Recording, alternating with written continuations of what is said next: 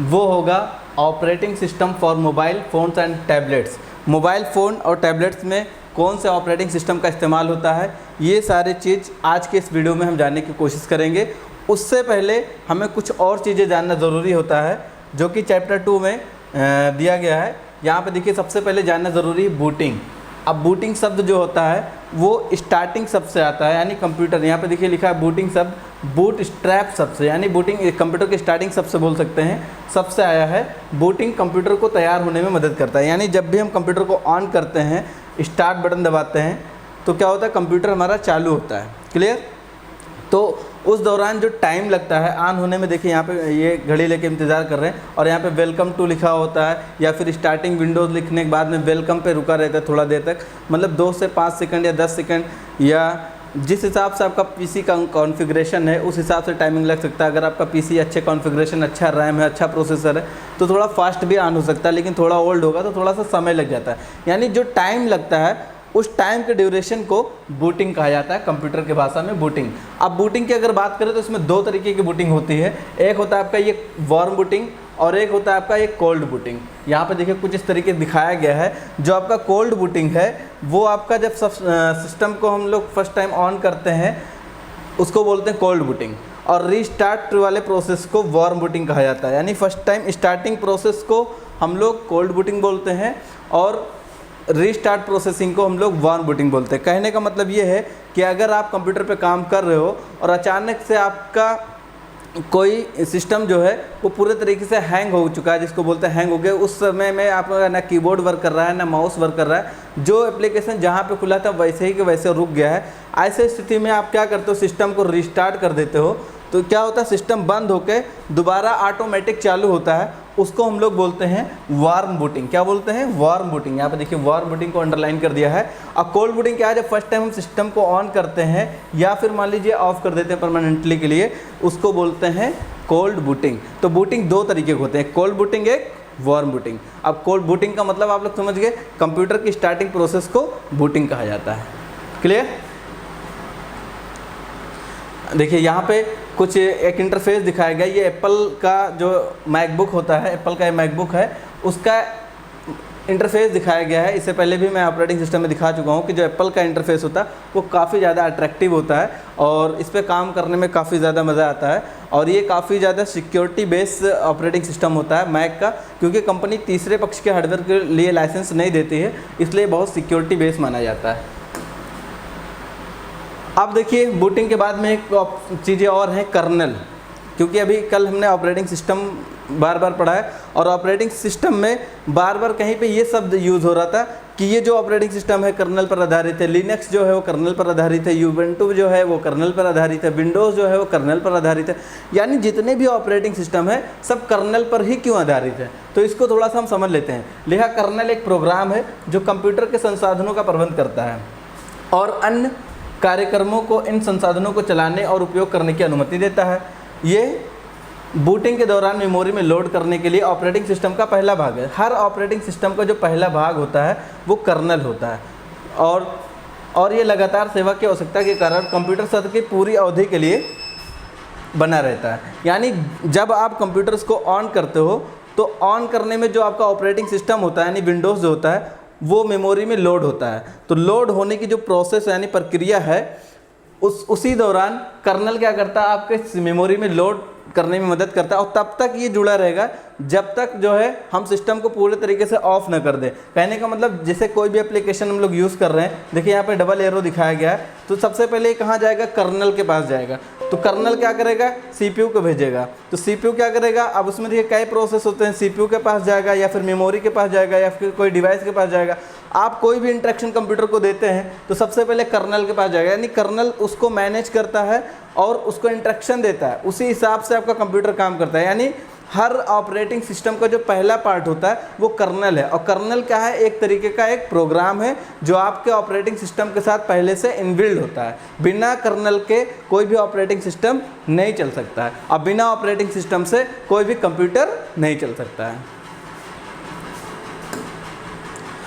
अब देखिए हम अपने टॉपिक पे आ गए हैं, operating system for mobile phones and tablets के बारे में।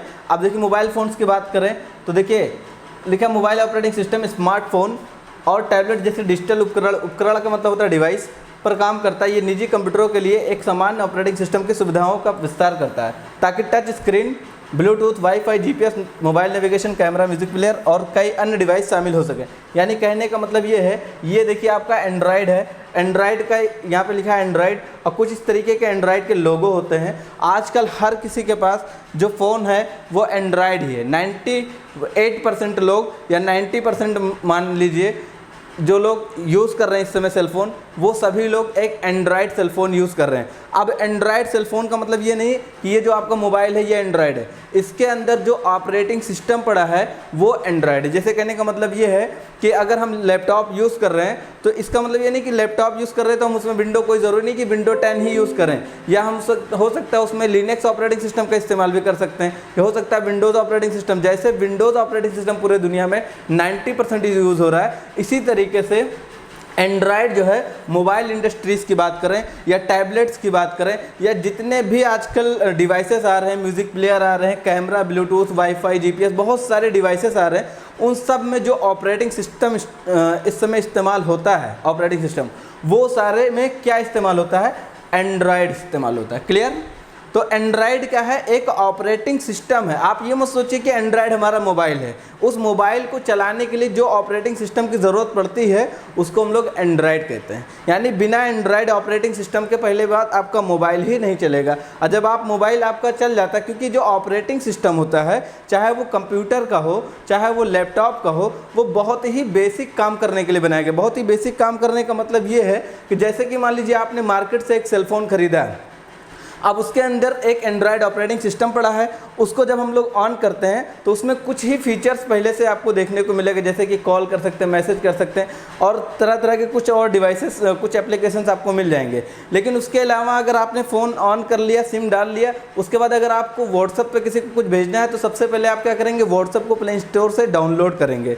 तो यानी जो चीज़ें हम लोग बाद में इंस्टॉल करते हैं वो होता है एप्लीकेशन सॉफ्टवेयर। यानी एप्लीकेशन को सपोर्ट कौन करता है? एंड्रॉयड, यानी ऑपरेटिंग सिस्टम। बिना ऑपरेटिंग सिस्टम के कोई भी एप्लीकेशन रन नहीं कर पाएगा। यानी दोनों के कॉम्बिनेशन से आपका मोबाइल फ़ोन हो या फिर कंप्यूटर के। यहाँ पे फिर एंड्रॉयड के बारे में लिखा है, लिखा प्रारंभ में, यानी शुरुआत में एंड्रॉयड जो है अपने आप में एक कंपनी था, एंड्रॉयड द्वारा विकसित, जिसे गूगल ने 2005 में खरीदा था। यानी गूगल कंपनी ने एंड्रॉयड OS यानी एंड्रॉयड ऑपरेटिंग सिस्टम को 2005 में खरीदा था। एंड्रॉयड का अनवारण मतलब होता है बदलाव किया गया। सितंबर 2008 में पहला एंड्रॉयड डिवाइस लॉन्च किया। सितंबर 2008 में पहला एंड्रॉयड मोबाइल डिवाइस लॉन्च हुआ। अब आप मुझे कमेंट में लिख के बताएं कि आपने सबसे पहला एंड्रॉयड मोबाइल कब यूज़ करना स्टार्ट किया। कमेंट में आप साइन कर दें, मैं देख लूँगा। क्लियर? अब लिखा है वर्तमान में स्थित, यहाँ पे देखिए थोड़ी पुरानी है, वर्तमान में स्थित संस्करण मतलब वर्जन 9 पाई। अभी इस समय तो काफ़ी ज़्यादा 13-14 वर्जन आ चुके हैं, लेकिन ये थोड़ा सा 1 साल पुराना मैटर लिखा हुआ है बुक का। तो पुराना जब चल रहा था तो उस समय का वर्तमान लिखा हुआ, आज का वर्तमान नहीं है। अब तो नए नए वर्जन और भी अपडेट आ चुके हैं एंड्रॉयड के। लिखा जिससे अगस्त 2018 में, यानी कहने का मतलब है ये जो 9 पाई वर्जन है ये 2018 में किसने लॉन्च किया? गूगल कंपनी ने। क्योंकि गूगल कंपनी ने क्या किया? एंड्रॉयड को खरीदा 2005 में। 2007 में उसने क्या किया? बहुत सारा बदलाव किया। अनवारण क्या मतलब? बदलाव कर लिया। जैसे कि उसके अंदर बाय डिफ़ॉल्ट गूगल डाल दिया, और सारे गूगल के कई सारे फीचर्स जैसे जीमेल वगैरह, गूगल मैप्स और बहुत सारे यूट्यूब्स वगैरह, ये सब कुछ गूगल ने पहले से उसके अंदर एंड्रॉयड ऑपरेटिंग सिस्टम के अंदर डाल दिए। यानी जब भी आप मोबाइल फ़ोन आजकल ख़रीदते हैं तो देखते होंगे उसमें गूगल वगैरह पहले से पड़ा रहता है, क्योंकि गूगल एक सर्च इंजन है और गूगल एक कंपनी है, और उसी कंपनी ने एंड्रॉयड को ख़रीदा और ख़रीदने के बाद उसमें बदलाव करके बहुत सारी चीज़ें अपनी डाल के, नई चीज़ें डाल के, क्योंकि गूगल को पता था, एंड्रॉयड कंपनी ने सोचा कि 2008 से पहले की बात हो रही है, 2008 से पहले, यानी 2005 में तो खरीद ही लिया, यानी 2005 से पहले की बात अगर देखा है तो सबके पास एक छोटा वाला फ़ोन होता था। क्लियर? तो उस समय ना ही एंड्रॉयड ऑपरेटिंग सिस्टम की कोई ज़रूरत थी नहीं, यानी एंड्रॉयड फ़ोन मार्केट में था नहीं। तो एंड्रॉयड कंपनी ने सोचा कि ये सब चीज़ चल नहीं पाएगी मार्केट में, तो उसने सोचा कि इसको क्यों ना बेच देते हैं। लेकिन गूगल को इस बात का अंदाज़ा बहुत अच्छे से था कि आने वाली जो दुनिया है वो एंड्रॉयड की तरफ बहुत ज़्यादा जंप करेगी और हर एक के पास एंड्रॉयड फ़ोन होगा। और आज ये चीज़ सही साबित होता हुआ दिख रहा है गूगल ने 2005 में खरीद लिया, 2007 में बदलाव किया और 2008 में पहला वर्जन लॉन्च कर दिया। फिर लिखा गूगल ने पहला बीटा वर्जन जारी किया, अगली रिलीज मार्च 2019 में, 2018 में एक वर्जन डाला, फिर 2019 में भी एक वर्जन रिलीज किया। में pixel phone Android view core Android code Android open source project AOSP के रूप में जाना जाता है।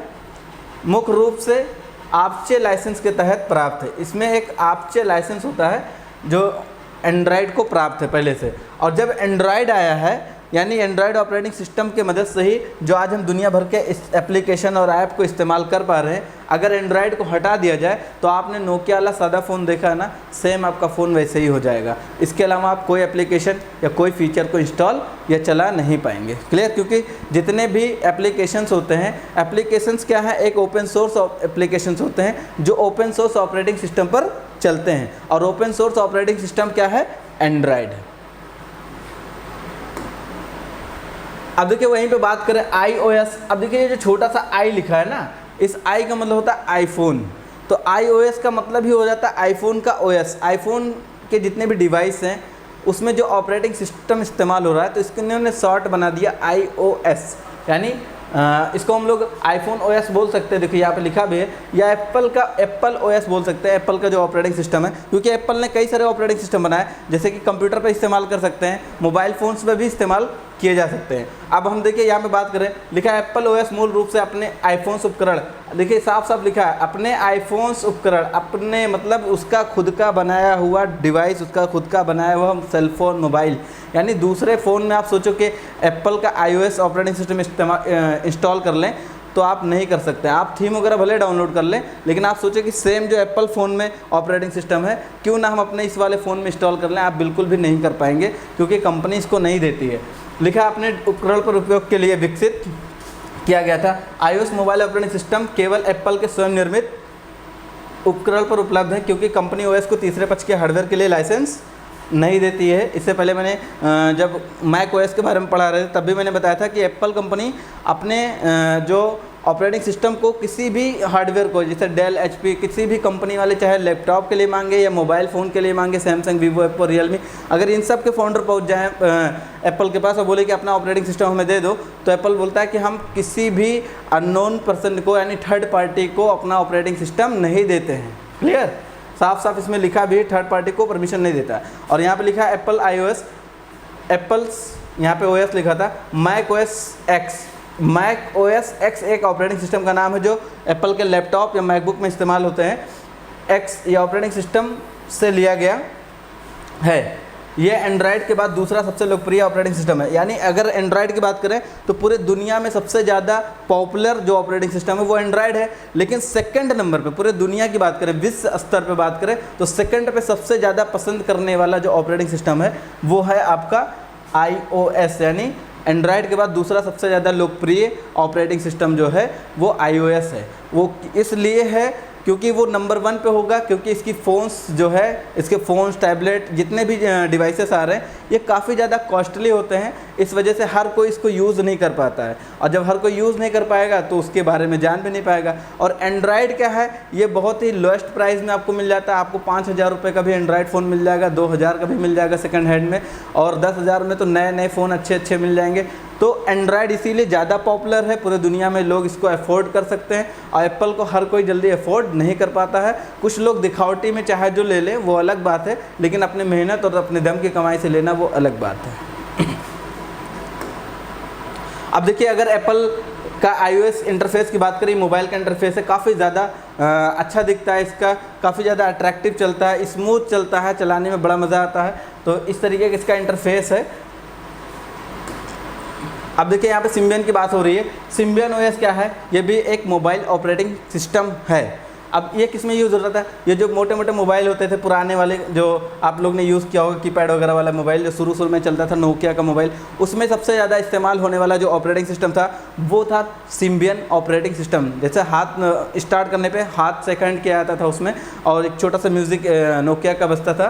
तो कुछ इस तरीके के उसके ऑपरेटिंग सिस्टम के लोगो हैं ये, और इसको सबसे ज़्यादा यूज़ भी किया है नोकिया ने, और नोकिया समय जो है एंड्रॉयड के आने के बाद से पूरे तरीके से फ्लॉप हो गई, क्योंकि वक्त के साथ उन्होंने बदलाव नहीं किया, तो वक्त ने उनको खुद ही बदल दिया। अब देखिए यहाँ पे बात हो रही है विंडोज़ मोबाइल फ़ोन्स की। अब विंडोज़ मोबाइल फ़ोन्स की अगर बात करें तो लिखा विंडोज़ मोबाइल माइक्रोसॉफ्ट का मोबाइल ऑपरेटिंग सिस्टम है। अब माइक्रोसॉफ्ट ने भी एक मोबाइल ऑपरेटिंग सिस्टम की घोषणा की थी, क्लियर, नोकिया के साथ मिलकर, जिसका उपयोग स्मार्टफोन और मोबाइल उपकरणों पे मोबाइल डिवाइसेस में किया जाता है, ताकि टच स्क्रीन के साथ या उसके बिना मोबाइल ओएस विंडोज़ 5.2 कर्नल पर आधारित है। 2010 में माइक्रोसॉफ्ट ने विंडोज़ फ़ोन 7 नामक एक नए स्मार्टफोन प्लेटफॉर्म की घोषणा की।